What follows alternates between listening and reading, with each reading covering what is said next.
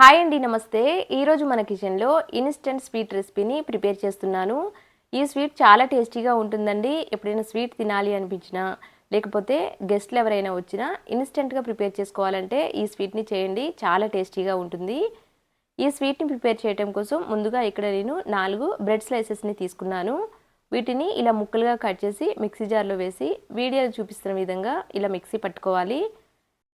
Next ఇప్పుడు stove మీద ఒక నాన్ స్టిక్ ప్యాన్ని పెట్టుకొని ముందుగా మిక్సీ పట్టిన బ్రెడ్ క్రమ్స్ని వేసి డ్రై రోస్ట్ చేయాలి. లో ఫ్లేమ్లో పెట్టి నిదానంగా ఒక 3-4 నిమిషాల పాటు ఇలా రోస్ట్ చేస్తే స్వీట్కి మంచి టేస్ట్ యాడ్ అవుతుందండి. పచ్చి వాసన రాకుండా ఇలా రోస్ట్ చేసుకోవాలి.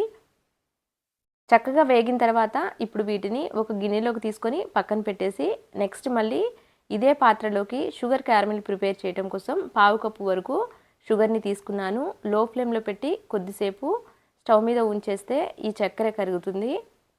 వీడియోలో చూపిస్తున్న విధంగా ఇలా క్యారమిల్ ప్రిపేర్ అయిన తర్వాత 1 కప్పు వరకు కాచి చల్లార్చిన పాలు తీసుకుంటున్నాను. లో ఫ్లేమ్లో పెట్టి ఈ పాలు వేసేయాలి.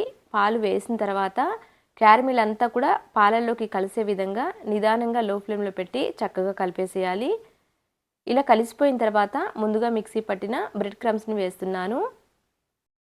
లో ఫ్లేమ్లో పెట్టి ఇలా కలుపుకున్నాము అంటే అంతా కూడా చక్కగా ఇలా దగ్గరగా అయిపోతుంది.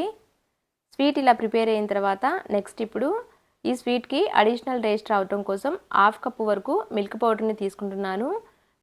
ఇలా మిల్క్ పౌడర్ వేయడం వల్ల స్వీట్కి చాలా టేస్ట్ వస్తుందండి.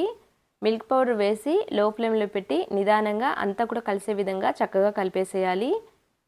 ఇలా కలుపుకునేటప్పుడు ప్యాన్కి స్టిక్ అవ్వకుండా 1 స్పూన్ నుంచి 2 స్పూన్ల వరకు నెయ్యిని వేసుకోవచ్చు. ఇక్కడ చూడండి అంతా కూడా కలిపేస్తున్నాను. ఇలా కలిపేసిన తర్వాత ప్యాన్కి స్టిక్ అవుతుంది కదా, ఈ టైంలో కొంచెం నెయ్యిని వేసేయాలి. నెయ్యి వేసి మరి కాస్త దగ్గర అయ్యే వరకు ఇలా కలుపుకోవాలి. చాలా తక్కువ టైంలో సింపుల్గా ఈ స్వీట్ని ప్రిపేర్ చేసుకోవచ్చు. ఇంట్లో ఉండే బ్రెడ్స్ మిల్క్ పౌడర్తో స్వీట్ని చాలా తక్కువ టైంలో ప్రిపేర్ చేసుకోవచ్చండి. ఇప్పుడు స్టవ్ ఆఫ్ చేసేసి పక్కన పెట్టి పూర్తిగా చల్లారనివ్వాలి. పూర్తిగా చల్లారిన తర్వాత పీసెస్ లాగా కట్ చేసుకోవాలి. ఈ స్వీట్ని ఇలానే బౌల్లో వేసుకొని తినేయచ్చండి, లేకపోతే ఒక ట్రేలో వేసి పీసెస్ లాగైనా కట్ చేసుకోవచ్చు. ఇక్కడ నేను వీడియో కోసం కాస్త కలర్ఫుల్గా కనిపించాలని చెప్పేసి ఈ విధంగా కట్ చేస్తున్నాను. ఇలానే కట్ చేయాలని ఏమీ లేదండి. స్వీట్ వేడిగా ఉన్నప్పుడే ఒక ట్రేలో వేసేసి చల్లారిన తర్వాత ఉల్టా తిప్పి పీసెస్ లాగైనా కట్ చేసుకోవచ్చు.